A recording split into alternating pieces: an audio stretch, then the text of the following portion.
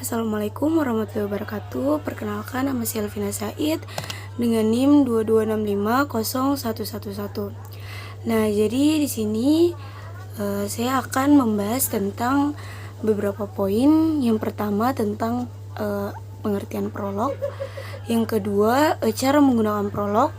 Setelah itu yang ketiga, contoh representasi logika dan prolog. Nah, kita masuk pada poin pertama tentang apa itu prolog. Jadi prolog atau programming in logic adalah bahasa pemrograman logika atau logic programming yang didesain oleh Alain Kolmrauer dan Robert Kowalski pada tahun 1972 di Prancis. Prolog biasanya digunakan pada pemrograman dalam bidang kecerdasan buatan, sistem pakar, dan computation in linguistics. Logic programming termasuk dalam declarative programming, sehingga kita perlu untuk membuat serangkaian kondisi yang menggambarkan ruang solusi. Nah, terdapat dua fase dalam declarative programming, yaitu declaration atau membuat knowledge base atau KB dengan mendeklarasikan fakta dan aturan, dan interpretation, yaitu menurunkan kalimat baru yang berasal dari KB dengan menggunakan pertanyaan. Nah, selanjutnya ada namanya SWI prolog, merupakan salah satu jenis dari prolog interpreter. Adalah jenis lainnya adalah strawberry prolog, visual prolog, turbo prolog, GNU prolog, dan interprolog. Nah, ada juga prolog ini adalah kependekan dari programming in logic, yang berarti pemrograman logika.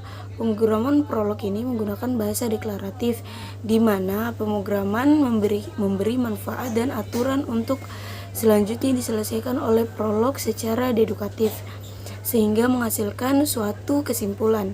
Hal ini berbeda dengan bahasa prosedural seperti Pascal, Fortran, C, atau yang sejenis, di mana pemrograman memberi perintah atau penugasan untuk memecahkan persoalan langkah demi langkah, sehingga sering disebut sebagai programming with assessment. Di samping itu, berbeda dengan pemrograman fungsional. Pemrograman logika ini menggunakan relasi, bukan fungsi, sehingga sangat sesuai untuk mengimplementasi sistem pakar. Nah, selain itu, programnya tidak prosedural, artinya program tidak menyatakan hasilnya akan dikomputasi, tapi lebih ke menyatakan bentuk dari hasilnya. Nah, sebagai programming with assessment, nah, sesuai untuk implementasi sistem pakar. Terus, tapi lebih ke menyatakan bentuk dari hasilnya. Nah, masuk pada poin kedua, bagaimana cara menggunakan prolog. Nah, di sini ada contohnya, yaitu pemrograman logika. Pertama di sini itu temukan seluruh elemen yang beranggotakan dua list yang diberikan. List A1, A2, dan juga AN atau A1 dalam kurung A2 atau AN. Nah, selanjutnya A1 ini disebut dengan head dari A1, A2, dan juga AN. Terus A2 dan AN ini disebut tail dari A1 dan A2. Contohnya 1, 2, 3, 4, 5 sama dengan 1 dalam kurung 2, 3, 4, 5. Kita memerlukan definisi pada saat X merupakan memberi member dari suatu list. Jika X adalah sebagai headnya, maka jawabannya positif atau benar. Member X list. Sebaliknya, lakukan pengecekan apakah X adalah member dari tail. Nah, selanjutnya kita masuk pada poin ketiga, yaitu representasi contoh representasi logika dan prolog. Nah, jadi sini saya jelaskan terlebih dahulu apa itu representasi pengetahuan. Jadi, representasi pengetahuan ini adalah cara untuk menyajikan pengetahuan yang diperoleh ke dalam suatu skema atau diagram tertentu, sehingga dapat diketahui relasi antara suatu pengetahuan dengan pengetahuan yang lain, dan dapat dipakai untuk menguji kebenaran penalarannya. Secara teknik, kita akan membahas representasi pengetahuan menjadi 5 kelompok, yaitu representasi logika, list, tree, jaringan semantik, frame, script, atau aturan reproduksi. Nah, yang pertama, representasi logika.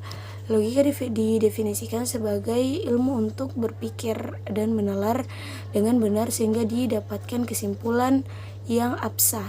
Tujuan dari logika yaitu memberikan aturan-aturan penalaran sehingga orang dapat menentukan apakah suatu kalimat bernilai benar atau salah. Representasi logika dibagi menjadi dua.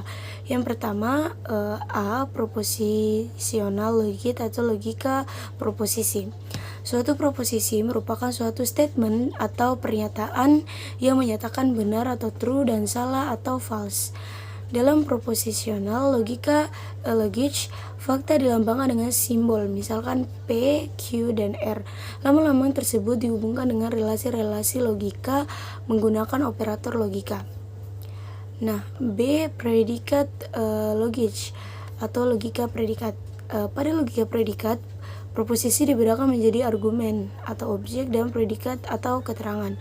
Secara umum, penulisan proposisi dalam logika predikat dapat dinyatakan sebagai berikut. Predikat dalam kurung argumen 1, argumen 2, dan argumen 3. Nah, selanjutnya ini juga ada contoh silsilah keluarga yang dipresentasikan dalam prolog. Jika silsilah di atas dibentuk dan direpresentasi logika sebagai berikut. Orang tua dalam kurung Komarudin dan Andika.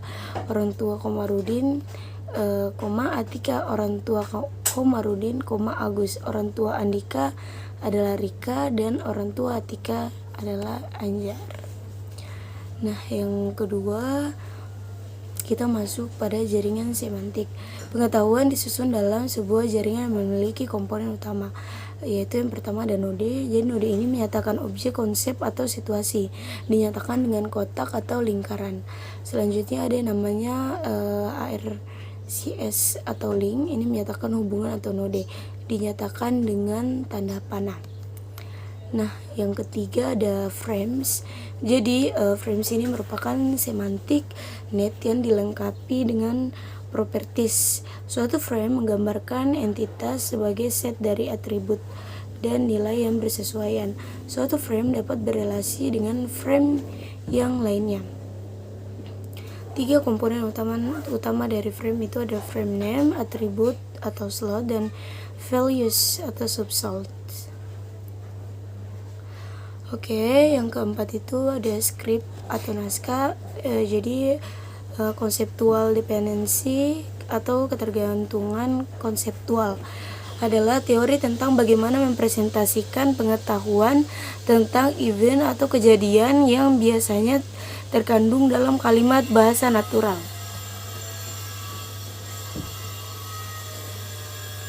Nah, selanjutnya yang kelima ada aturan produksi atau kaidah produksi. Pengetahuan dalam kaidah produksi dipresentasikan dalam bentuk jika atau kondisi, maka, atau aksi. Nah, aturan produksi kaidah atau kaidah produksi adalah salah satu representasi pengetahuan yang menghubungkan premis dengan konklus. Bentuknya if premis dan konklus. Konklus pada bagian then bernilai benar jika premis pada bagian if bernilai benar. Nah, jadi kurang lebih seperti itu dari ketiga poin yang saya sampaikan tentang apa itu logik, apa itu prolog, cara menggunakan prolog, dan juga contoh representasi logika prolog. Nah, jadi sekian dan terima kasih. Apabila ada salah kata mohon dimaafkan. Wassalamualaikum warahmatullahi wabarakatuh.